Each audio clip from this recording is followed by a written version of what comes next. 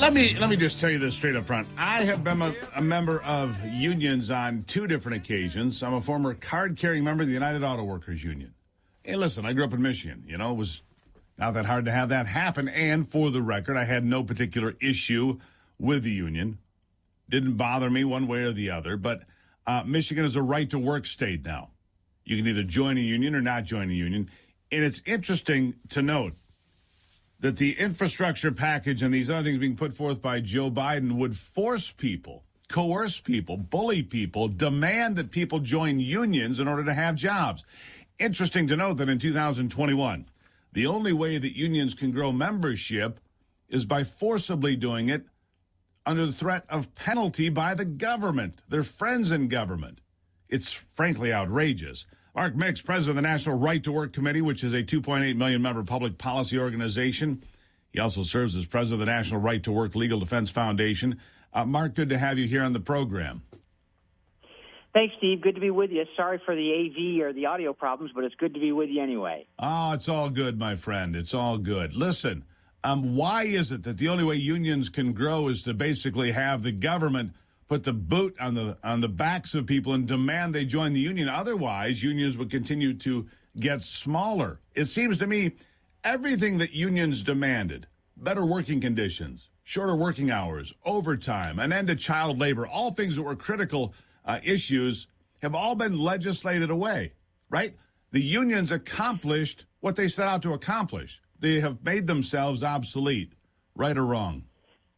Well, I would say that there's a lot to that. And, if you look back in your history in Detroit, you go back to the Ford Motor Company and Henry Ford and how he created the 8-hour workday, the 3 shifts a day, so he didn't have to shut down a production line, how he raised wages to $5 a day so that turnover on the assembly line would be a lot less. Why he said that he would incentivize pay if people took care of their families and showed up to work and did the things they wanted to do when he was being, when competition was growing in the Detroit area. Those are a lot of things, and unions had partly to do with that as well. They take credit for all of it, for sure, but employers have been pretty good about it. They've learned that they need to take care of their employees. And unfortunately for organized labor officials who are operating under a labor policy created in the 1930s, they're not connecting with workers. And you have no better case study than the Amazon distribution center down in Bessemer, Alabama last week. It's a great case study about what unions can and cannot do for workers and what workers want from labor unions. Yeah, it was a rejection outright of unionization there, outright rejection. But let me ask you this. I mean, the infrastructure plan put forth by Joe Biden and his administration would be a boom for unions because it would force people. There's all sorts of union infrastructure. There's union demands in here, forcing people to get into unions. And there's also a push to destroy the right to work laws across more than 25 states in America altogether. Why? Yeah, well, because he wants to empower the union officials, not necessarily the workers. And the disconnect between union officials and rank-and-file workers across the country is growing wider and wider, Steve. There's no question about that. But you're right. In the instructions for the infrastructure bill, this $2.3 trillion at this moment, monstrosity that has very little to do with traditional infrastructure, has instructions for the legislature as they put together the legislative text that the PRO Act, the so-called Protecting Right to Organize legislation that's already passed the House of Representatives, needs to be part of this. And what that says, to your point, it wipes out all 27 right-to-work laws across the country and says that states would never be able to pass one again. So it basically takes the federal imposition of forced unionism that came from 1935 and it reapplies it across the entire country. And so ultimately, workers could be forced to pay union dues or fees in order to work. It also comes with the admonition or the order that government union workers all be unionized across the country. There are several states that still have regular negotiations with their employees and allow taxpayers to be involved in the working conditions of the government, but yet this would impose bargaining on all government employees across the country by federal decree. It's got Davis-Bacon in there, Steve, which is basically a bill that came out of the 1930s that stopped black workers from entering the construction trades by artificially elevating the wages. And so what that does is increases the cost of federal government and government construction jobs by up to 30%. It's got all kinds of things in here that mention union officials but don't say much about union workers. I bet it says a lot about prevailing wages probably in there. Now, Chuck Schumer says he won't include this provision unless he gets 50 co-sponsors. But he's got several people, Joe Manchin, Mark Kelly, Kirsten Sinema, Mark Warner, Angus King, and others that have not signed on to this PRO Act. And it doesn't look like they're going to. Interestingly enough, it seems that Joe Manchin continues to be the most powerful man in Washington, more powerful than the president, because Joe Manchin, he can say whether or not the filibuster comes or goes. He can talk about unionization, packing the Supreme Court, and the list goes on. But without that protection, without Joe Manchin standing in the way, it would be a dangerous day in America, wouldn't it?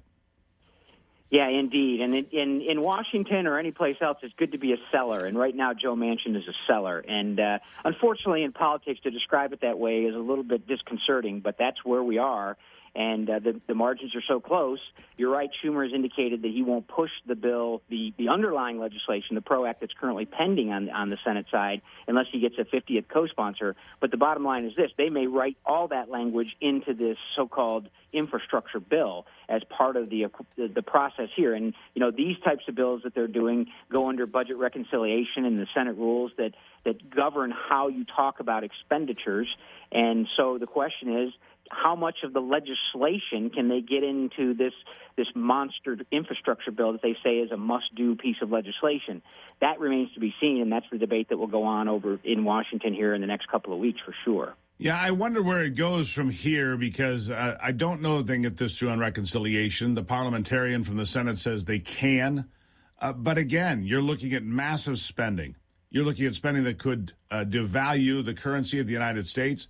We might not be the reserve currency for the world for the first time in a century, which would be devastating the American economy. It's a reckless and dangerous game of chicken that's being played by this White House, and I don't think anybody believes this president is fully engaged or involved, because how could he be? Watching what we see every day, you have to go, something's not quite there. What do you think is what is your prediction for the future of the PRO Act? Well, we've got to fight it, Steve. There's no question about that. They are close. They feel like they can make a victory, and they can use this legislation to empower union officials once again. But here's the final question. Sell a product to the American worker. Yeah. Final question is this. If it happens, 27 states disenfranchised, their legislatures stripped of their power, what happens to federalism? Because I believe every one of those states will be in court suing the federal government, saying you do not have the power to come into our states and tell us how we run our union laws, our business laws, our corporate laws, and all of it. I think they would be sued. I'll give you the last word. Well, I think there would certainly be litigation, Steve, but unfortunately, it's the federal government that gave the states the, quote, privilege, unquote, to pass right-to-work laws back in 1935. And 1947 was the amendment that allowed right-to-work laws. They can just simply strip that language out of federal law, and all the right-to-work laws disappear, because it's federal law that imposes forced unionism on America. But we'll fight, I promise. We need more good governors. Good, strong governors prevent us to have the need to worry about who's in the White House. I'll put it that way. I greatly appreciate you being here. Thank you so much, Mark. My pleasure. Thanks, Steve. There you have it. Mark Mix, everybody, president of the National Right to Work Committee. Quick break. We'll be right back.